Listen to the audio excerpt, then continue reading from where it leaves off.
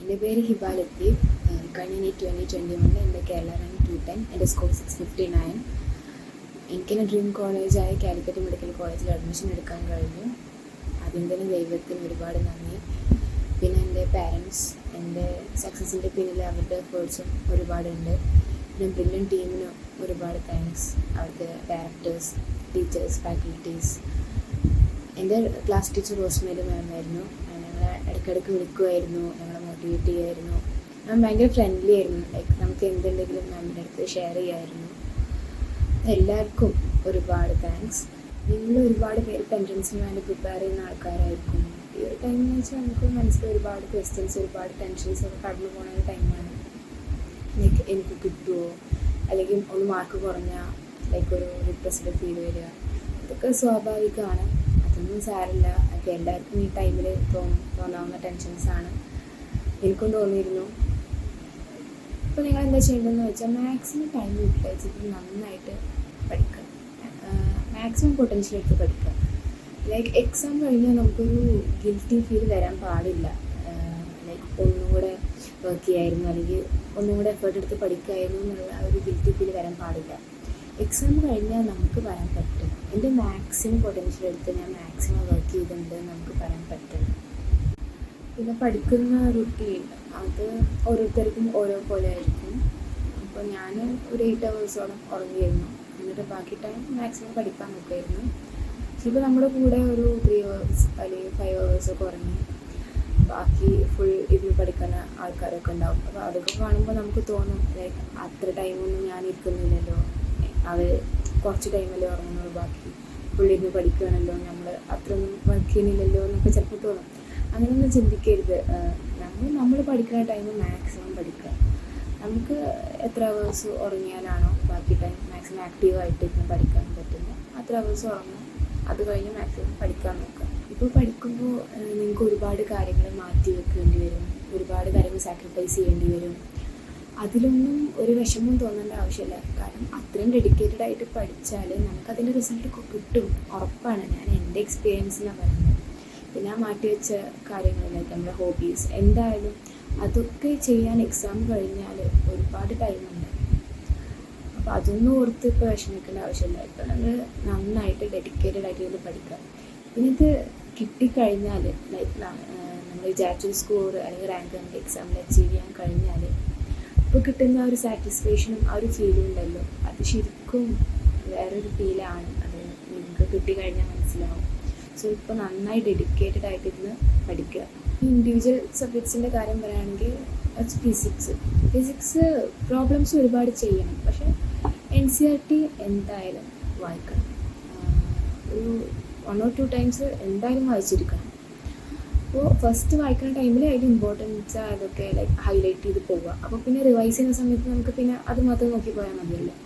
പിന്നെ ഒരുപാട് ക്വസ്റ്റ്യൻസ് ചെയ്യുക. പിന്നെ ഫസ്റ്റ് ഒരു ചാപ്റ്റർ പഠിക്കുമ്പോൾ അതിൻ്റെ ഇക്വേഷൻസ് വേറൊരു നോട്ട്ബുക്ക് അല്ലെങ്കിൽ ഒരു ഡയറിയിലേക്ക് എഴുതി വെക്കുക. പിന്നെ പ്രോബ്ലംസ് ചെയ്യുമ്പോൾ ജസ്റ്റ് ആദ്യം തന്നെ ഇക്വേഷൻസ് ബൈ ഹാർട്ട് ചെയ്യാൻ വേണ്ടിയിട്ട് കുറേ ടൈം സ്പെൻഡ് ചെയ്യരുത്. ഫസ്റ്റ് ആ ഇക്വേഷൻ എഴുതി ബുക്ക് നമ്മൾ എടുത്ത് വെക്കുക. അപ്പോൾ ഫസ്റ്റ് എന്നിട്ട് ആ ചാപ്റ്ററിൽ ക്വസ്റ്റ്യൻസ് എടുക്കുക, ചെയ്യാൻ നോക്കുക. അപ്പോൾ ചിലപ്പോൾ ഇക്വേഷൻസ് നമുക്ക് അറിയാത്ത നമുക്ക് അത് റെഫർ ചെയ്യേണ്ടി വരും. അപ്പോൾ അത് എടുത്ത് വെക്കുക, അത് നോക്കിയിട്ട് തന്നെ കുറേ ക്വസ്റ്റ്യൻസ് ചെയ്യാം. അപ്പോൾ ഏകദേശം ഇക്വേഷൻസ് നമുക്ക് ഫെമിലിയർ ആയിട്ടുണ്ടാവും. അതാകുമ്പോൾ പിന്നെ ക്വസ്റ്റ്യൻസ് ചെയ്ത ശേഷം ജസ്റ്റ് ഒന്ന് നോക്കിയാൽ തന്നെ ഇക്വേഷൻസ് നമുക്ക് പെട്ടെന്ന് പറയും. അല്ലെങ്കിൽ എന്താണെന്ന് വെച്ചാൽ അതിൻ്റെ ഇക്വേഷൻസ് പഠിക്കാതിരുന്നാൽ അതിന് വേണ്ടിയിട്ട് ഒരുപാട് ടൈം സ്പെൻഡ് ചെയ്യേണ്ടി വരും. പിന്നെ ഇക്വേഷൻസ് മാത്രമല്ല, ഇപ്പോൾ കുറേ ക്വസ്റ്റ്യൻസ് ഒരു ചാപ്റ്ററിൽ നിന്ന് ചെയ്ത് കഴിയുമ്പോൾ നമുക്ക് ഏകദേശം ഒരു ഐഡിയ കിട്ടും. ഈ ടൈപ്പ് ക്വസ്റ്റ്യൻസ് കുറേ കോമൺ ആയിട്ട് ചോദിക്കുന്നുണ്ട്, അല്ലെങ്കിൽ ഈ കൺസെപ്റ്റ് വെച്ചിട്ടുള്ള ക്വസ്റ്റ്യൻസ് കോമൺ ആയിട്ട് കുറേ ചോദിക്കുന്നുണ്ട്, നമുക്ക് മനസ്സിലാവും. അപ്പോൾ ആ ടൈപ്പ് ക്വസ്റ്റ്യൻസിൻ്റെ കൺസെപ്റ്റ് അല്ലെങ്കിൽ അത് ചെയ്യാനുള്ള ഒരു വേ ഷോർട്ടായിട്ട് ട്രിക്കി ആയിട്ട് എന്തെങ്കിലും മെത്തേഡ്സും നമ്മുടെ ഇക്വേഷൻസ് എഴുതി ആ ചാപ്റ്ററിലെ ഇക്വേഷൻസ് എഴുതി അവിടെ തന്നെ സൈഡിൽ എവിടെയെങ്കിലും ജസ്റ്റ് നോട്ട് ചെയ്ത് വെക്കുക. എന്താണെന്ന് വെച്ചാൽ നമ്മൾ ഈ ചാപ്റ്റർ കഴിഞ്ഞാൽ പിന്നെ അടുത്ത ചാപ്റ്റർ പഠിച്ച് പോകുമ്പോഴേക്കും ഈ മെത്തേഡ് അല്ലെങ്കിൽ ഈ ട്രിക്ക് നമ്മൾ ചിലപ്പോൾ മറന്നുണ്ടാവും. അപ്പോൾ അത് പിന്നെ നമുക്ക് റിവൈസ് ചെയ്യുമ്പോൾ എടുത്ത് നോക്കാൻ വേണ്ടിയിട്ടാണ് ഇങ്ങനൊരു മെത്തേഡ് ഞാൻ പറഞ്ഞത്. പിന്നെ ഫിസിക്സിൽ ഇമ്പോർട്ടൻ്റ് ആയിട്ടുള്ള കാര്യം എന്താണെന്ന് വെച്ചാൽ മാക്സിമം ക്വസ്റ്റ്യൻസ് ചെയ്യുക. അത് ടൈം വെച്ചിട്ട് തന്നെ ചെയ്യാം. ചില ടൈം വെച്ച് ചെയ്യുമ്പോൾ നമുക്കത് തീർക്കാൻ പറ്റിക്കൊള്ളണമെന്നൊന്നുമില്ല. പക്ഷെ അതൊന്നും ഒരു പ്രശ്നമല്ല. നമ്മൾ ടൈം വെച്ചിട്ട് അത്രയും ക്വസ്റ്റ്യൻസ് ആ ടൈമിനുള്ളിൽ കംപ്ലീറ്റ് ചെയ്യാൻ വേണ്ടിയിട്ട് നമ്മൾ ട്രൈ ചെയ്യില്ല. അതാണ് അവിടെ ഇമ്പോർട്ടൻറ്റ്. അങ്ങനെ സ്പീഡ് നമ്മൾ മാക്സിമം സ്പീഡിൽ ചെയ്യാൻ ശ്രമിക്കും. കുറേ സിലി മിസ്റ്റേക്സ് അല്ലെങ്കിൽ കാൽക്കുലേഷൻ മിസ്റ്റേക്സ് ഒക്കെ വരാൻ ചാൻസ് കൂടുതലാണ്. അപ്പോൾ അതൊക്കെ ശ്രദ്ധിക്കുക. മാക്സിമം സ്പീഡിൽ ക്വസ്റ്റ്യൻസ് ആ ടൈമിനുള്ളിൽ കംപ്ലീറ്റ് ചെയ്യാൻ ട്രൈ ചെയ്യുക. അതാണ് അവിടെ ഇമ്പോർട്ടൻറ്റ്. പിന്നെ കെമിസ്ട്രി, ഫസ്റ്റ് ഓർഗാനിക് കെമിസ്ട്രി വരാം. ഓർഗാനിക് കെമിസ്ട്രി ടെക്സ്റ്റ് എന്തായാലും വായിച്ചിരിക്കണം. പിന്നെ ടെക്സ്റ്റ് റിയാക്ഷൻസ്, ടെക്സ്റ്റിലെ റിയാക്ഷൻസ്, കാറ്റലിസ്റ്റ് കണ്ടീഷൻസ്, അതൊന്നും ഒരിക്കലും വിട്ടുപോകരുത്. അപ്പോൾ നമ്മൾ വേറെയും എക്സ്ട്രാ റിയാക്ഷൻസൊക്കെ പഠിക്കും. ചിലപ്പോൾ ക്ലാസ്സിലൊക്കെ നമ്മൾ ലെക്ചർ നോട്ട്സിലൊക്കെ ഒരുപാട് എക്സ്ട്രാ തന്നിട്ടുണ്ടാവും. പക്ഷേ ടെക്സ്റ്റിലെ റിയാക്ഷൻസൊക്കെ പഠിച്ചു കഴിഞ്ഞ ശേഷമേ അത് പഠിക്കാൻ, അത് കംപ്ലീറ്റായി ഉറപ്പ് വരുത്തിയ ശേഷമേ അത് നോക്കാൻ പാടുള്ളൂ. അത് നോക്കിക്കോ, പക്ഷേ ടെക്സ്റ്റിലേ കംപ്ലീറ്റ് ആയിരിക്കണം. അപ്പോൾ ഞാനൊക്കെ ടെക്സ്റ്റിലെ റിയാക്ഷൻസ് മാത്രമായിട്ട് വേറെ ബുക്കിലേക്ക് എഴുതി വെച്ചിരുന്നു. കാരണം എന്താണെന്ന് വെച്ചാൽ ലാസ്റ്റ് 1 മന്തിൽ ഞാൻ ഫിസിക്സിൻ്റെ കാര്യം പറഞ്ഞപ്പോൾ തന്നെ നമുക്ക് ഫുൾ ടെക്സ്റ്റ് നോക്കാനൊന്നും ചിലപ്പോൾ ടൈം കിട്ടില്ല. അപ്പോൾ ടെക്സ്റ്റിലെ റിയാക്ഷൻസ് മാത്രമായിട്ട്, ടെക്സ്റ്റിലെ റിയാക്ഷൻസ് പിന്നെ അതിലെ reaction conditions, catalyst, temperature, pressure, അങ്ങനെയുള്ള കാര്യങ്ങളൊക്കെ ഷോർട്ടായിട്ട് ജസ്റ്റ് എഴുതി വെക്കുക. അതാകുമ്പോൾ ലാസ്റ്റ് ടൈമിലൊക്കെ നമുക്ക് ആ ഒരു ചാപ്റ്റർ റിവൈസ് ചെയ്യുമ്പോൾ പെട്ടെന്ന് നമുക്ക് ഇത് റിവൈസ് ചെയ്ത് പോകാൻ പറ്റും. പിന്നെ ഓർഗാനിക് കെമിസ്ട്രി ക്വസ്റ്റ്യൻസ് ഒരുപാട് ചെയ്യണം. ഒരു ചാപ്റ്ററിന് എന്തായാലും 300 to 500 ക്വസ്റ്റ്യൻസ് മസ്റ്റായിട്ട് ചെയ്തിരിക്കണം.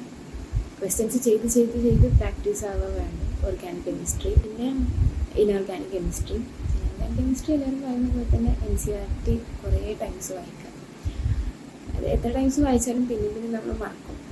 ചിലപ്പോൾ നമുക്ക് തോന്നുന്നത് ഞാൻ എത്ര പ്രാവശ്യം വായിച്ചു വരുന്നത് പിന്നെ ഞാൻ മറക്കുന്നതാണ്. അത് എല്ലാവർക്കും അങ്ങനെ തന്നെ സ്വാഭാവികമാണ്. അത് അടിച്ച് ടെൻഷൻ എടുക്കുന്നത് വേണ്ട. നമുക്ക് കുറേ പ്രാവശ്യം റിവൈസ് ചെയ്യുക. ഞാൻ എന്താ ചെയ്യുന്നത് വെച്ചാൽ എനിക്കിങ്ങനെ ഞാൻ ഷോർട്ട് നോട്ട്സ് ഉണ്ടാക്കുമായിരുന്നു. ഇങ്ങനെ ഡിഫറെൻറ്റ് കളേഴ്സൊക്കെ യൂസ് ചെയ്ത് ഷോർട്ട് നോട്ട്സ് ഉണ്ടാക്കുമ്പോൾ നമുക്കൊരു പഠിക്കാൻ ഇൻട്രസ്റ്റ് വരും. അല്ലെങ്കിൽ ഓർഗാനിക് കെമിസ്ട്രി വായിക്കുമ്പോൾ ഇടയ്ക്കൊരു ബോറിങ് തോന്നുമായിരുന്നു എനിക്ക്. അപ്പോൾ ഞാൻ ഇങ്ങനെ ചെയ്യുമ്പോൾ എനിക്ക് കുറച്ചുകൂടി ഇൻട്രസ്റ്റിംഗ് ആയിട്ട് തോന്നും. പിന്നെ ഡി ബ്ലോക്ക് അങ്ങനത്തെ ചാപ്റ്റേഴ്സൊക്കെ പഠിക്കുന്നതെന്ന് വെച്ചാൽ ഒറ്റ സ്ട്രെച്ചിലെ ചാപ്റ്റർ ഫുൾ പഠിച്ചാൽ ലാസ്റ്റ് ചാപ്റ്റർ പഠിച്ചു കഴിഞ്ഞാൽ നമുക്കൊന്നും ഓർമ്മ ഉണ്ടാവില്ല. അപ്പോൾ എന്താ ചെയ്യുകയെന്ന് വെച്ചാൽ ഇപ്പോൾ ഒരു 1 വീക്ക് ഇപ്പോൾ ഒരു P ബ്ലോക്ക്, +2 P ബ്ലോക്ക് എടുക്കുകയാണെങ്കിൽ അതിൽ കുറേ ഫാമിലീസ് ഉണ്ട്. ഒരു 1 വീക്ക് ടൈം എടുക്കാം. നെക്സ്റ്റ് ടൈം ടേബിൾ മനസ്സിൽ സെറ്റ് ചെയ്ത് വെക്കാം. അപ്പോൾ മൺഡേ ഞാൻ നൈട്രജൻ ഫാമിലി നോക്കും, ട്യൂസ്ഡേ ഓക്സിജൻ ഫാമിലി, അങ്ങനെ ഓരോ ദിവസം കുറച്ചായിട്ട് പഠിച്ചു പോകാം. എന്നിട്ട് ഓരോ ഫാമിലി പഠിച്ചു കഴിയുമ്പോൾ അതിലെ ക്വസ്റ്റ്യൻസ് ചെയ്യാം. ഇപ്പോൾ ചിലപ്പോൾ നമ്മൾ ടെക്സ്റ്റ് വായിക്കുമ്പോൾ അല്ലെങ്കിൽ NCERT വായിക്കുമ്പോൾ നമ്മൾ മിസ്സായ പോയിൻറ്റ്സ് ഒക്കെ ഉണ്ടെങ്കിൽ നമുക്ക് ക്വസ്റ്റ്യൻസ് കുറേ ചെയ്യുമ്പോൾ മിനിമം ഒരു 100 ക്വസ്റ്റ്യൻസ് എങ്കിലും ചെയ്യാം അറ്റ് എ ടൈം ഒരു സെഷൻ പഠിച്ചു കഴിഞ്ഞാൽ.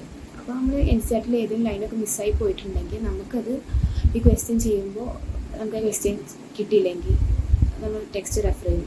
ഈ ലൈൻ നമ്മൾ മിസ് ചെയ്തിട്ടുണ്ടെങ്കിൽ നമ്മൾ ശ്രദ്ധിക്കാതെ പോയിട്ടുണ്ടെങ്കിൽ നമുക്ക് മനസ്സിലാവും. പിന്നെ ഫിസിക്കൽ കെമിസ്ട്രി പറയുകയാണെങ്കിൽ ഫിസിക്കൽ കെമിസ്ട്രി കുറേ ക്വസ്റ്റ്യൻസ് ചെയ്യണം.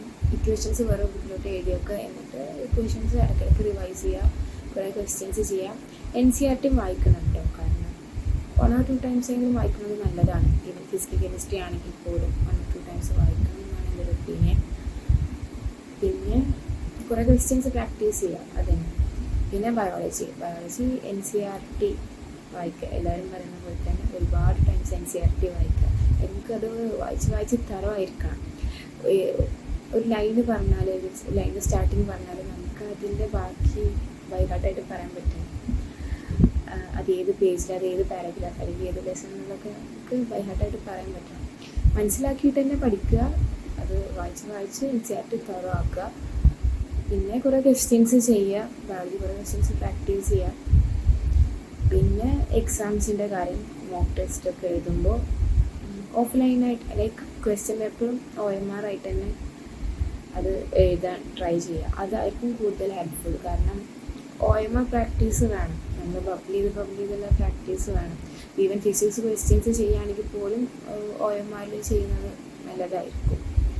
പിന്നെ എക്സാംസൊക്കെ എഴുതുമ്പോൾ മാക്സിമം ഒരു നീറ്റിൻ്റെ അറ്റ്മോസ്ഫിയർ കീപ്പ് ചെയ്തുകൊണ്ട് എക്സാംസ് എഴുതാൻ ശ്രമിക്കുക. എക്സാംസ് അറ്റൻഡ് ചെയ്ത് ചില ക്വസ്റ്റ്യൻസ് നമുക്ക് ചെയ്യാൻ കഴിഞ്ഞില്ല എന്ന് വരും. അതാണ് എക്സാം കഴിഞ്ഞ ഉടനെ തന്നെ ആ ക്വസ്റ്റ്യൻസ് സാറിൻ്റെ അടുത്ത് ആരെങ്കിലും ചോദിച്ച് വർക്കൗട്ട് ചെയ്യുക, ഡൗട്ട്സൊക്കെ ക്ലിയർ ചെയ്യുക. പിന്നെ തെറ്റിപ്പോയ ക്വസ്റ്റ്യൻസൊക്കെ അന്ന് തന്നെ ചെയ്ത് പഠിക്കുക. പിന്നത്തേക്ക് മാറ്റി വയ്ക്കരുത്.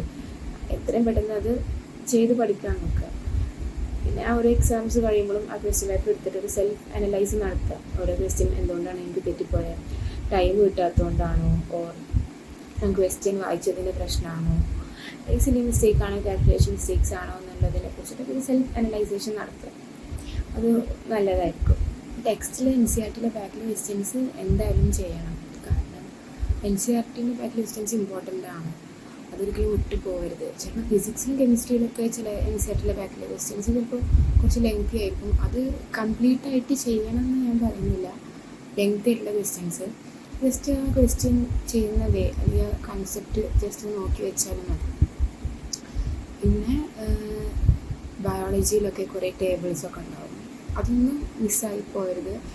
അതൊക്കെ ഇമ്പോർട്ടൻ്റ് ആണ്. ഒരു ലൈൻ പോലും മിസ്സാവാതെ ബയോളജി വായിക്കണം. എനിക്കതുകൊണ്ട് തന്നെ ബയോളജി 360 സ്കോർ ചെയ്യാൻ കഴിഞ്ഞിട്ടുണ്ട്. പിന്നെ കെമിസ്ട്രിയിലും ഫിസിക്സിലും ആണെങ്കിൽ പോലും ടേബിൾസും കുറേ വാല്യൂസൊക്കെ ആയിട്ടുള്ള സംഭവങ്ങളൊക്കെ ഉണ്ടാവും. അതൊക്കെ വാല്യൂസ് അങ്ങനെ ബൈഹാർട്ടായി പഠിച്ച് വെക്കണ്ട, പക്ഷേ ഒരു ഓർഡർ നോക്കി വെക്കുക.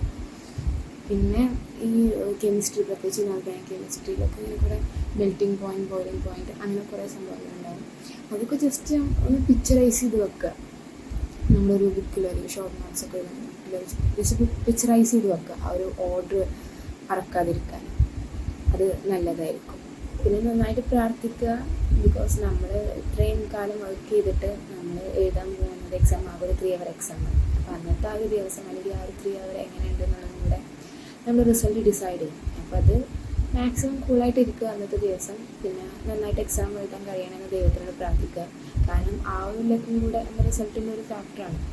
ലക്ക് ഞാൻ ഉദ്ദേശിച്ചത് ഒന്നും പഠിക്കാതെ പോയിട്ട് എക്സാം എഴുതി കിട്ടുന്ന ലക്കല്ല. നന്നായിട്ട് പഠിച്ചൊരു കുട്ടിക്ക് മാക്സിമം പെർഫോം ചെയ്യാൻ കഴിയുന്ന ഒരു ഭാഗ്യം, അതാണ് ഞാൻ ഉദ്ദേശിച്ചത്. അപ്പോൾ എല്ലാവരും നന്നായിട്ട് പ്രാർത്ഥിക്കുക.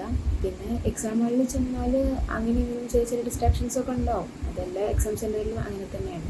3 hour കംപ്ലീറ്റ് ഒന്നും നമുക്ക് എക്സാം എഴുതാൻ കിട്ടില്ല. ഒരു 5 or 10 minutes എങ്കിലും എന്തായാലും അങ്ങനെ ഇങ്ങനെയായിട്ടൊക്കെ എക്സാം അത് ടൈം പോകും. സോ അതൊക്കെ ആൾറെഡി നമ്മളെ മൈൻഡ് സെറ്റ് ചെയ്ത് വെക്കുക. ഇതൊക്കെ എങ്ങനെയാണ്, എല്ലാവർക്കും ഇങ്ങനെയാണെന്ന് മൈൻഡ് പ്രിപ്പയർഡ് ആക്കിയിട്ട് വെക്കുക. പിന്നെ നമുക്കത് ഒരു വിഷയമായിട്ട് തോന്നില്ല. പിന്നെ എല്ലാവരും നന്നായിട്ട് വർക്ക് ചെയ്യുക. നമ്മുടെ മനസ്സിലൊരു എയിം ഉണ്ടെങ്കിൽ നമ്മളതിനെ നന്നായിട്ട് വർക്ക് ചെയ്യുന്നുണ്ടെങ്കിൽ നന്നായിട്ട് പ്രാർത്ഥിച്ച് എക്സാം എഴുതാൻ പോവുക. നമുക്കത് കിട്ടും. നമുക്ക് എല്ലാവർക്കും എന്തായാലും കിട്ടും, ഉറപ്പാണ്. All the best.